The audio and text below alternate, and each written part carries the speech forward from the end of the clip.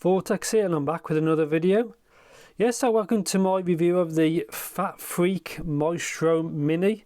These are more of a boutique brand out of Singapore, and these are I'd say there's something very special about the sound, which you'll see later on in the video. And yet, as usual, full disclaimers, I'd like to thank Sound Jedi for sending me his unit to review. So thank you very much. You know all about that. Merci beaucoup. Yeah, I was not paid to do this video, and all thoughts and opinions are my own. And yeah, as you'll see in a bit, these are a product that are probably quite niche at the moment, and they are a hybrid. And yeah, let's just get into it. So as far as I'm aware, they come in this kind of packaging, and FATfreq, if that's a correct pronunciation, they actually do make quite a few models, which are more like reference models and professional use. This is more of a fun tuning, which you'll see in a bit. So no kind of solid kind of plastic, I guess that's the brand. This is the cable it comes with, which we'll have a look at in a. Open it up.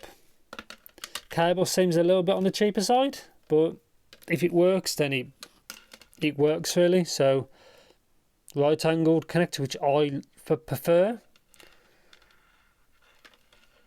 Chin slider here, which is kind of loose, and the ear hooks. Now it's the system that I don't like, where this metal is fixed, so you have to bend it to suit your preference. And I can't see if it's left or right on the actual connectors. See, unless it's just me, I don't see any letters, so that's one thing to bear in mind. Get tips. There's two already on there in here, which I'll show you in a bit. So you get tip silica gel cleaning brush, which is important for this one, which I'll show you in a bit. And a card, welcome to the family. If you've played Resident Evil 7, welcome to the family, son. And you'll know exactly what I mean. So that's that. So let's see, check these bad boys out. Again, these are quite of a niche company. So many folks probably haven't heard of this before. So dark blue, they do look very nice. Obviously these are used, and I've been using them myself. So there's a 2-pin connector there. FATfreq, I guess is the way you pronounce it. There's the brand. They are quite nice. Quite a nice look. And yes, there's the balanced armature right there. I think it's one dynamic driver, 2 balanced armatures. I will link obviously the store in the description. So yeah, from the factory, there is no cover. You can see in there as well. Take it off. So you have to be really careful. So from the factory, they don't come with guards. I've never really seen stuff like that before. So it's quite exposed, so you have to be careful. And yeah, so straight into the review in the next clip, because obviously I've graphed these, I've been using these. Yeah, see in the next clip. Yes, so welcome to my review section of the FATfreq Maestro Mini. So let's just get on to, as you say, build. Let's quickly go over this. It seems very good, but I don't like how that's exposed.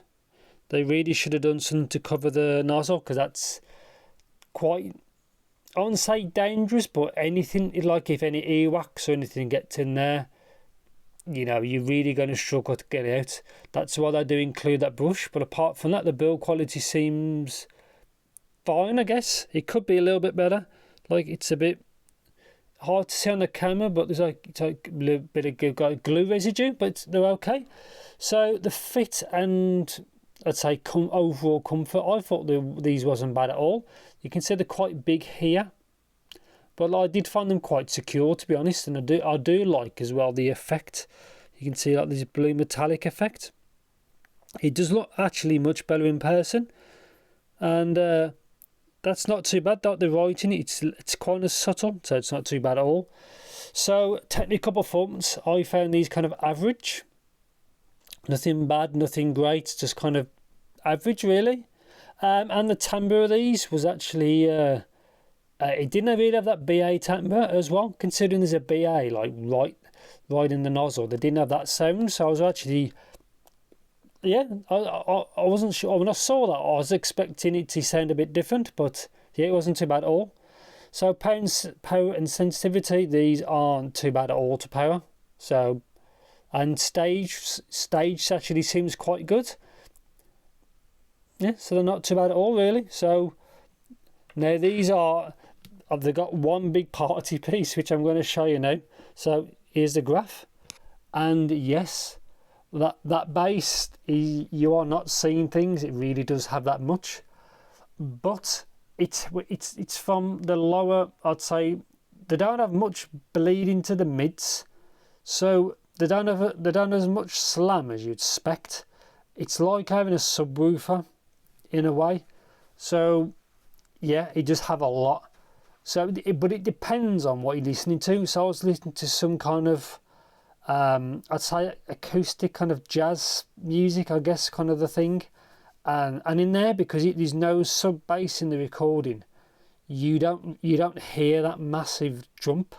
It's like basically like 20 dB boost from like 200 250 hertz. It's nearly 20 decibels, which is like nuts. But on some genres, I tried something different, some trap music, like Arabic trap, which sounds kind of random, and that sounds like mental because it's got sub bass in the recording, so it picks it up and it sounds crazy. So, but they say it depends on what you're listening to. If it's got that in the mastering, is basically a way. I tried some pop music and it didn't sound nowhere near what it looks. But then I've tried some techno as well, just some random techno, and you can really hear it. So it looks really like mental, the amount, but it just depends if your music has that in the recording, is probably the best way to describe it. Yeah, so yeah, straight for that lunatic bass. So mid-range it seems recessed because when you listen to tracks, they've got that much bass. Kind of more sub bass it's going for. You have to turn up the music up because it feels like the mids are pushed away. Apart from that's it. There's nothing to shout about. They are quite clean in a way.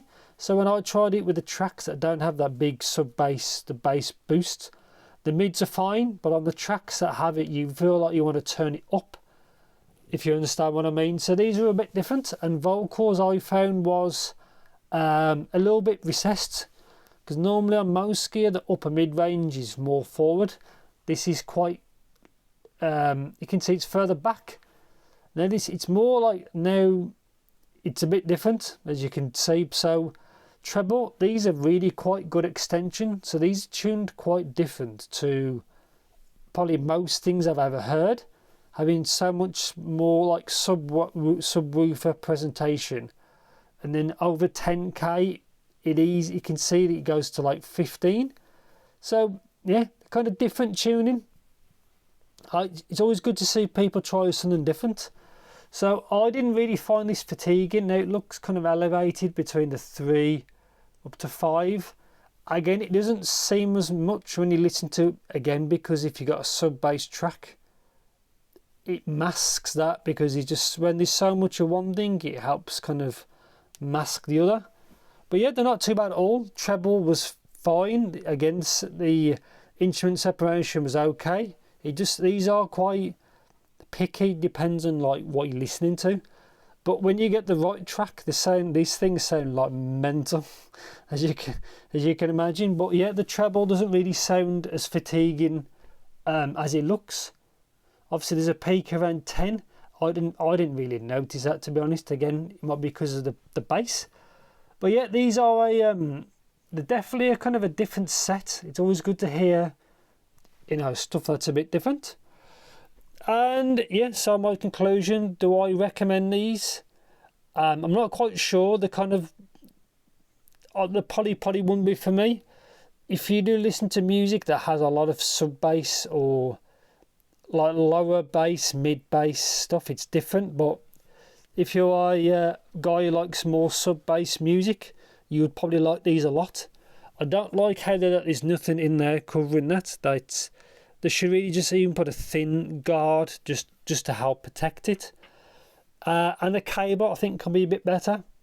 But they're not a bad set, and these are currently on the Elise Audio website, I think £419. And yeah, not much to say really. They're okay. They are very different.